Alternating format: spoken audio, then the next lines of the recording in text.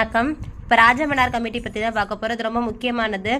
தமிழ்நாடு அரசாங்கம் தான் மத்திய மாநில உறவுகளை குறித்து ஆய்வு செய்யறதுக்காகவும் பரிந்துரைகள் கொடுக்கறதுக்காக ராஜமன்னார் கமிட்டி அமைத்தது.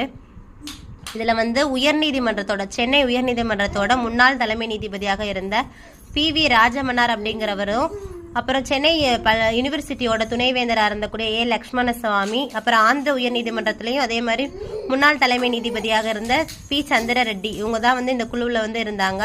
இவங்க எப்போ அமைச்சாங்கன்னா 1969. இவங்களோட பரிந்துரைகள் வழங்கினது 1971. மாநில சுயாட்சி வரலாற்றிலே இது ஒரு முக்கியமான மைல்கல்னு சொல்றாங்க. ஏன்னா இது நிறைய முக்கியமான பரிந்துரைகளை கொடுத்துச்சு. என்ன அப்படின்னா 263 இருக்குல்ல, அதை உடனடியாக அமல்படுத்தணும்னு சொல்லியிருப்பாங்க. அது என்ன அப்படின்னா மாநிலங்களுக்கு இடையில குழுக்கள் அமைக்கணும் அப்படிங்கிறது தான்.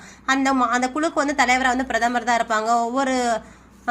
ஒவ்வொரு மாநிலத்திலிருந்து முதல்வரோ இல்லை அவங்களாம் நியமிக்கப்பட்டவங்களோ அதில் உறுப்பினராக இருக்கலாம். என்ன முக்கியமான நடவடிக்கைகள் எடுத்தாலும் அந்த குழுவில் ஆலோசிச்சு தான் எடுக்கணும். தேசிய பாதுகாப்பும் வெளியுறவு மட்டும்தான் மத்திய அரசு பார்த்துக்கணுன்ற மாதிரி சொல்லியிருப்பாங்க. அப்புறம் மாநில உரிமைகளை அதிகமாக பாதிக்கிறனால ஆர்டிகல் 256, 257, 339 இது எல்லாத்தையுமே நீக்கிட்டு மாநில உரிமைகளை வலுப்படுத்தணும்னு சொல்லியிருப்பாங்க. அப்புறம் மூணு பட்டியலில் எஞ்சிய அதிகாரங்கள் மத்திய அரசுகிட்ட இருக்குது. ஆர்டிகல் 248 படி அதையும் மாநில அரசுக்கு மாற்றணும்னு சொல்லியிருப்பாங்க. அதே மாதிரி வரி விதிக்கக்கூடிய அதிகாரமும் மாநில அரசுக்கு தான் மாற்றணும்னு சொல்லியிருப்பாங்க. நெருக்கடி காலத்தில் ஆர்டிகல் பகுதி 18 படி 356 ரொம்ப கவனமாக யூஸ் பண்ணணும். அது ரொம்ப சீர்குலைஞ்சிருச்சு அப்படின்னா மாநில அரசாங்கம்னா கடைசி ஆயுதமாக பயன்படுத்தணும். சட்ட ஒழுங்கு பிரச்சனை ஏற்பட்டாதான் பயன்படுத்தணும்னு சொல்லியிருப்பாங்க.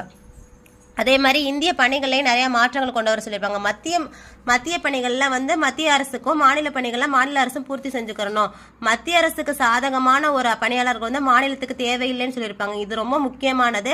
IAS இந்த மாதிரி பணிகள் நம்ம மாநிலங்களுக்கு தேவையில்லை. அதை நீக்கிறதுக்கு பரிந்துரைத்த கமிட்டி எதுனா இந்த ராஜமன்னார் கமிட்டி 1969. அப்புறம் நிதி ஆதாரங்களை பொறுத்தளவுக்கு மாநிலத்துக்கு நிறைய நிதி ஆதாரங்கள் மாற்றி தரணும். தொழில் நிறுவனங்களோட வரி, ஏற்றுமதி வரி, சுங்க வரி இது எல்லாமே மாநிலத்துக்கு கொடுக்கணும். நிதி ஆற்றல் தான் மாநில உரிமைகளுக்கு அச்சாணி அப்படின்னு சொன்னது எந்த கமிட்டின்னு கேட்பாங்க.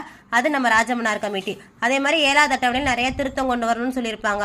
நிறைய பட்டியலில் இருந்து மாநில பட்டியலுக்கு தான் நிறைய அதிகாரங்கள் கொண்டு வரணும்னு சொல்லியிருப்பாங்க.